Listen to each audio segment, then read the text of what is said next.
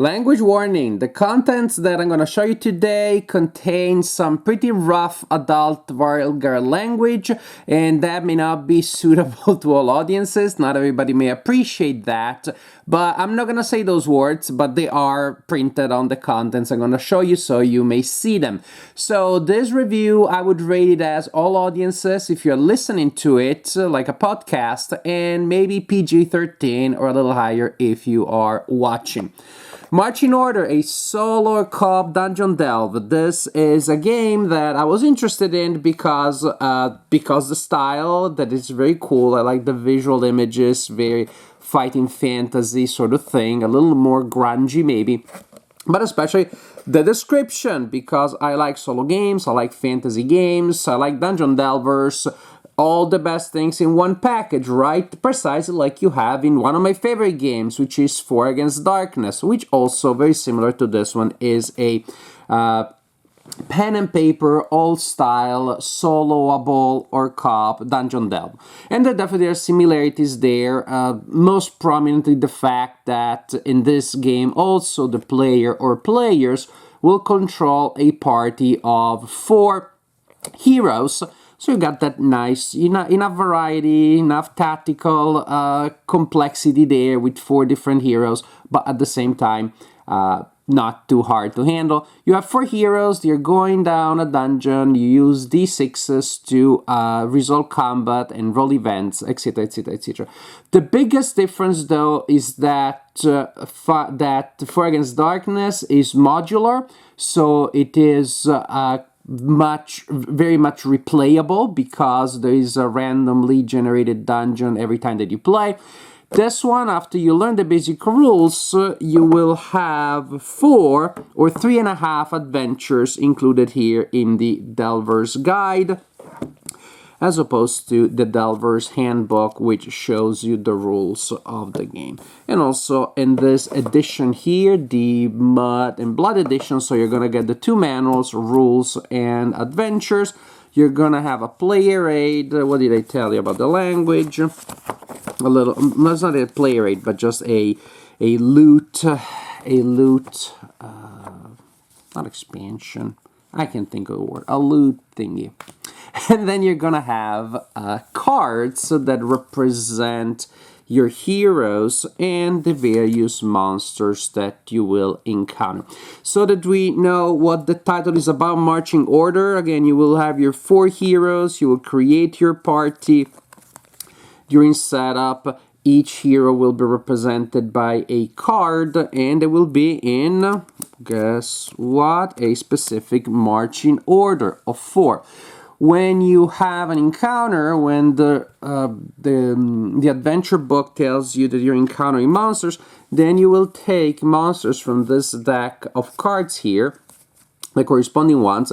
Suppose that we have just found a goblin slinger, and another goblin slinger, and a zombie rat, and a direwolf. And then we'll form their own line, just like so. And so when we resolve combat, we roll a die to see which party goes first. The line that divides the 2 parties is the battle line, where most of the violence happens.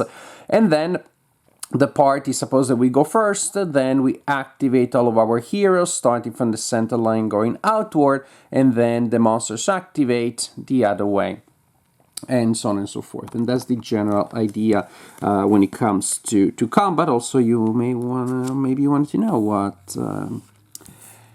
what marching order refers to. So I'm gonna show you mainly materials from the rulebook so that you get a sense of how the game plays, and this way also I don't give you spoilers about the adventures, because again, especially super important, because those adventures, again, they're scripted, they are pre-programmed like we said back in the day, so that means very limited replay value once you know what's there and where things are.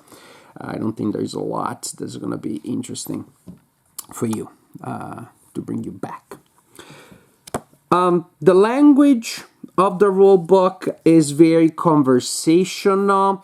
It mixes in jokes and extemporaneous comments together with the rules, and that is something that I absolutely do not enjoy.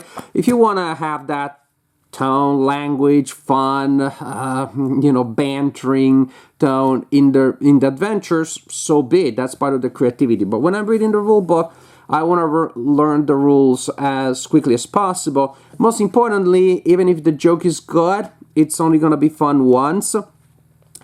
And then when I come back and I want to double check a rule, then I have to go through a lot of padding, a lot of extra stuff to figure out, to find the little sentence that I need to play the game. So it just becomes annoying and distracting. And these rules are, in my opinion, pretty poorly organized. They're very chaotic. There's a lot of stuff that you need to know, and this is not referenced clearly. It's not explained in many cases. You start by creating your parties, buying your rogues, and say, okay, here are the rogues, and you will spend a number of coins to buy those rogues, and that's fine. Here you have a section of the rule book with the various profiles and abilities, and then again you also have, no, that's not a rogue, you also have cards for each rogue that you're going to place in the marching order. But the problem was that the rule book kept referring to stats that I couldn't find in the profiles, I couldn't find on the cards. I reached out to the designer, explains, oh yeah, of course you need to print the sheets. And so you need to go on a website and print the sheet, and then you will have the stats that were missing from the rules. But the rulebook didn't have any indication that I say, oh, you find the full stats here, go and print the rule sheets, the character sheet. It just doesn't say that. It just refers to stats without telling you where to find them, which is a bit weird. I'll give you a very clear example. After you created your character, it's time to equip them, right? You buy their stuff. After this step, you're going to ready for the dungeon. This is what's available at the general store in Rot Bottom, your ever-loving home. Gear up your rogue with your remaining coin. And it tells you about the slots. So, this is what's available at the general store in Rot Bottom. This is it. This is what's available. A lady with a scale.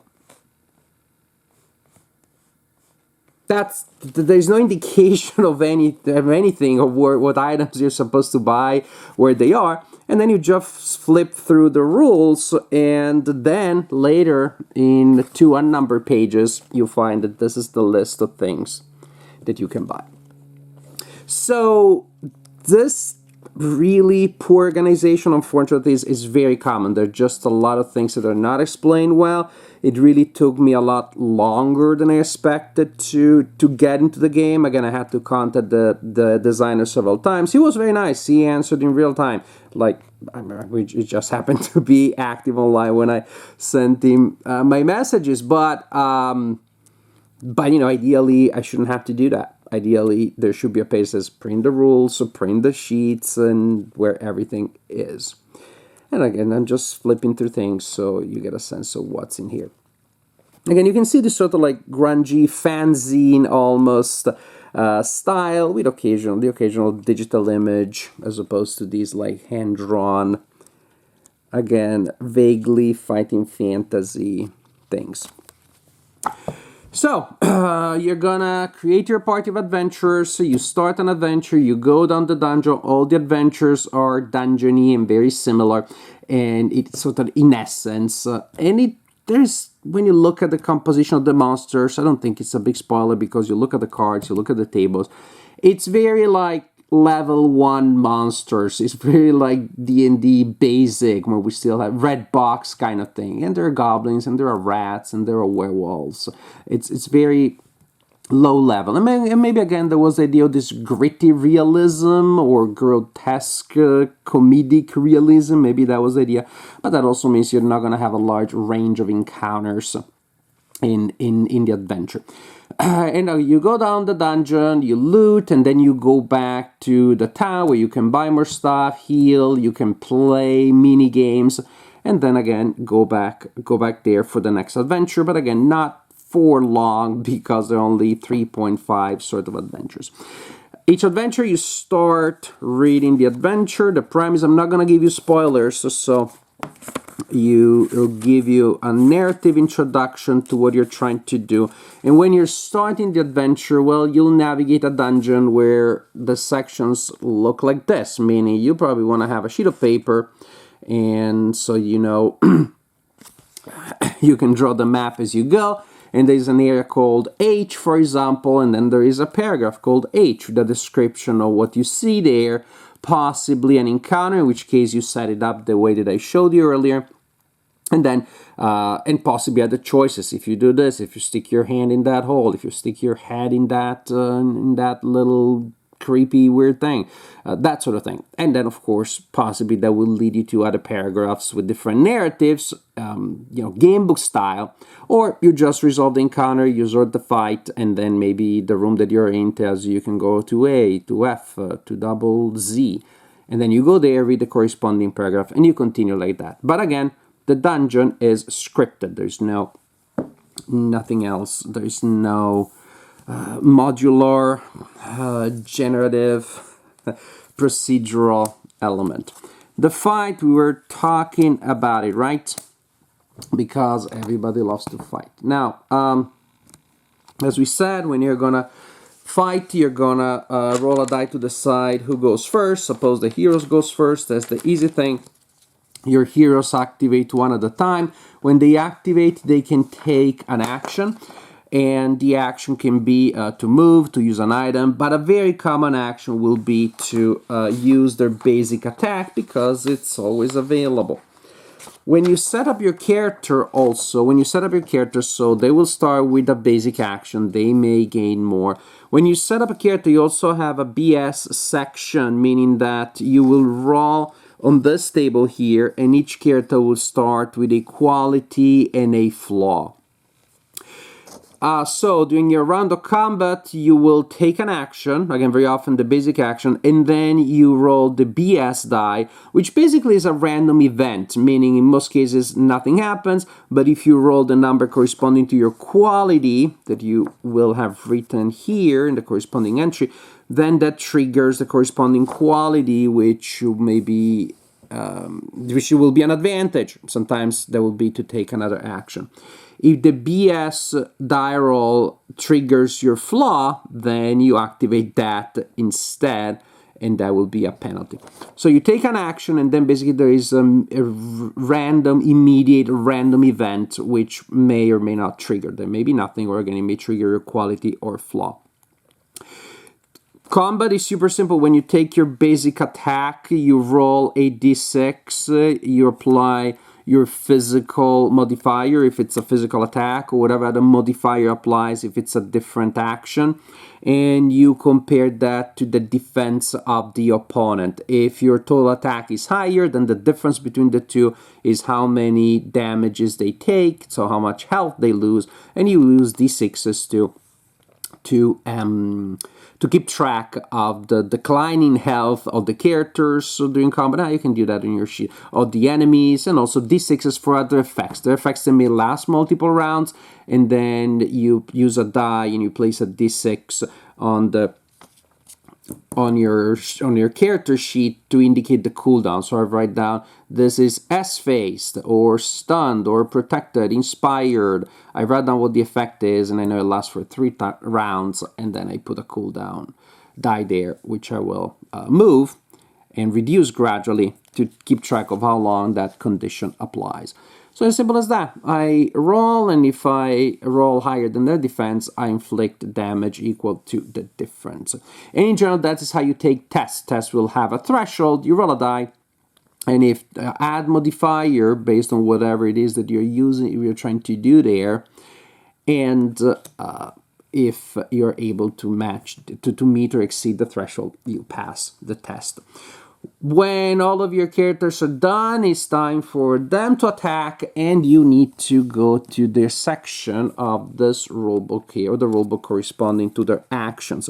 Which is also annoying because then, say you have I'm fighting against the dire wolf, and the Goblin Slinger. So I constantly have to flip within these 2 pages to resolve their actions. Would have been so much more convenient if that the tables of their reactions were printed on the back, but that's not what happens here.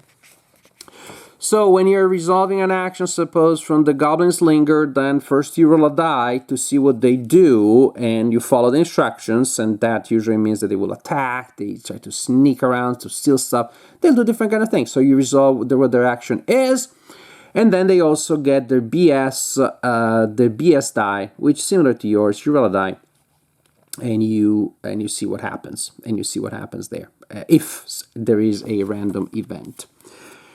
Once they took their turn, you take yours, and you keep alternating this way until you die or they die. That's simple as that. You can also try to escape, but come on, who likes to escape?